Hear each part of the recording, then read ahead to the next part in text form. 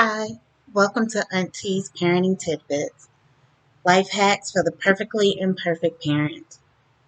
So today we're going to discuss bedtimes and how much you should have your kids sleeping and bedtime routines and why it is very important that even while our kids are doing the online thing, that we keep their bedtime routines the same.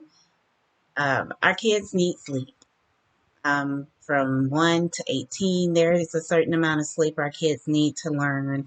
And even though they're doing the online learning and they're not actually going into a building, they're still learning and their brains still need a certain amount of sleep to reset so that they can learn. And for some of our kids, especially if your kid has any kind of learning difficulties, that sleep to reset is really important. So let me start with some statistics and I'll post these in the description as well as if you go to my website, Auntie's Parenting T dot wix /tidbits. You can go to the parenting uh, tab, and all of this is on there. But the for a 0 to 1 month old, they need about 16 hours of sleep, and their sleep cycle is not regulated, so you kind of have to regulate that. And you do that by waking them up a little more during the daytime so they can sleep a little more at night, which is really hard when you just have a baby because you just kind of want to sleep with them and you just kind of getting up with feeding. But it is what it is. Every mom knows, every dad knows. You just kind of get up when the kid cries for that first month, but that's how much sleep they need typically. Um, once from 1 month to 4 months, it's pretty much the same 16 to 17 hours of sleep, except their sleep cycle's a little more regulated. They're up a little more during the day doing all that wonderful stuff like smiling and giggling and all that great stuff that we're catching on our cameras. For 4 months to a year, kids need about 14 to 15 hours of sleep. 1 to 3 years, they need 12 to 14 hours. 3 to 6 years, they need 11 to 12 hours of sleep.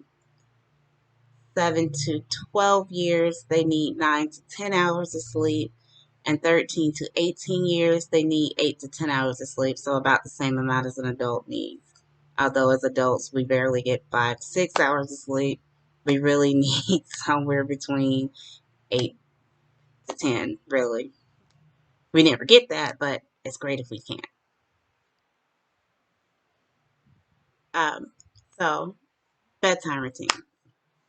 My recommendations, and again, I'm not a medical doctor, but my recommendation is for a child who is um, 1 to 5 that you put them to bed about 2 hours after you eat dinner.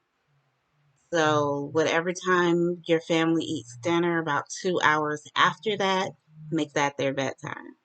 I don't give a specific time because every family eats dinner at a different time. Usually that gives you some time to have some downtime without your kid. If you're like me, I tend to go to bed with my child. He goes to bed, my little one goes to bed at 8 o'clock, which is 2 hours after we eat dinner. And when he goes down, I go down. I have a 10-year-old, an 11-year-old, excuse me, who goes to bed at 9 o'clock. And he's kind of on his honor. I text him to see if he's in bed, and if he's not in bed, I get back up, make sure.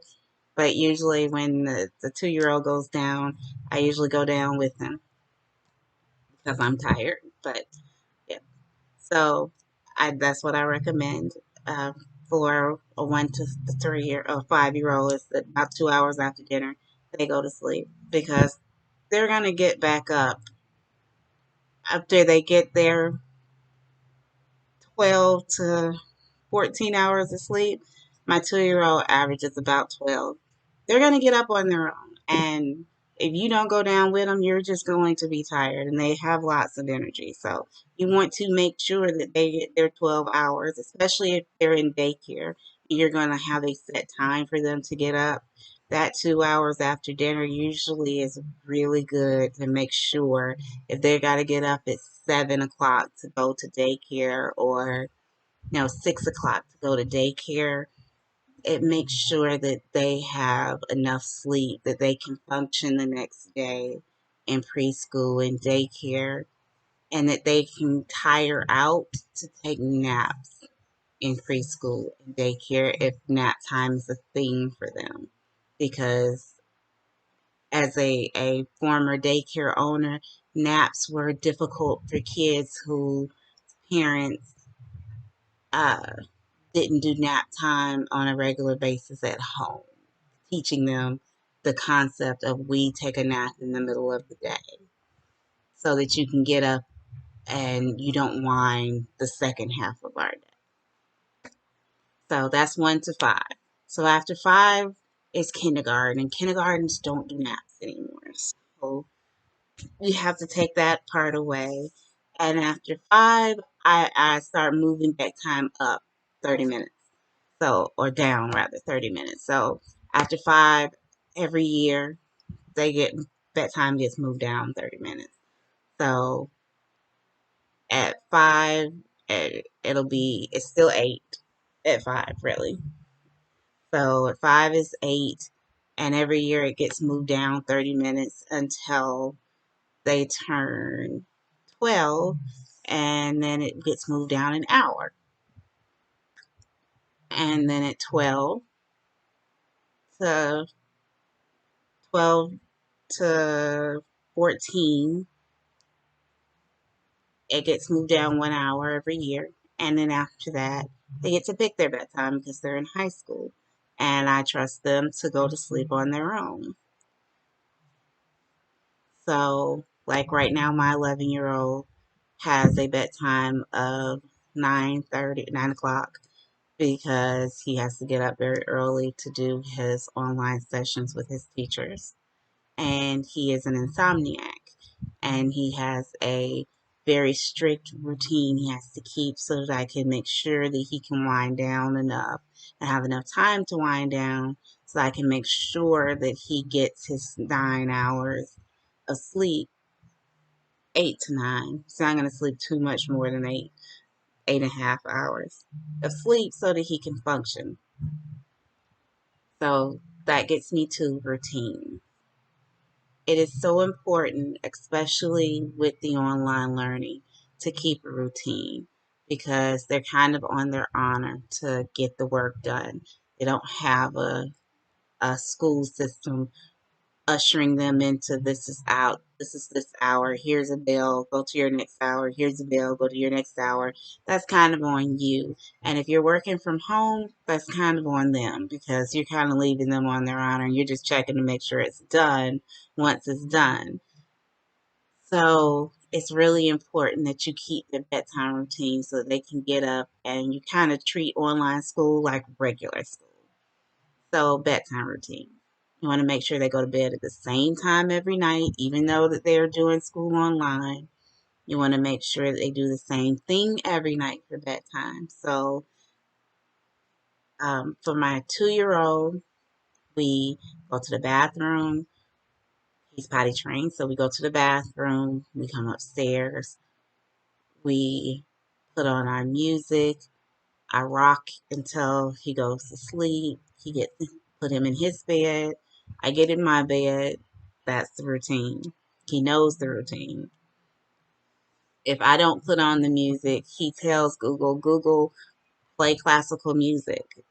So that, if I forget that part of our routine, he knows it so well, he does it. He knows when the clock says 8 o'clock, he knows that the number is 8. He tells me it's bedtime, mommy. So it's ingrained in him at this point that 8 o'clock is bedtime. He knows what we do. That's his routine. For my 9-year-old, at 8 o'clock, I tell him bedtime's 9 o'clock. 9 o'clock, comes upstairs, goes to the bathroom, puts his electronics in my room. He does not sleep with electronics. I do not recommend you let your preteens sleep with their electronics in their bedroom. They have a tendency to get up in the middle of the night to play them. At least mine does. So I have him sleep with them in my room. They can sleep with them in the hallway. I just don't recommend them plugging them up in their bedroom. Again, that is my recommendation. You can take it or leave it.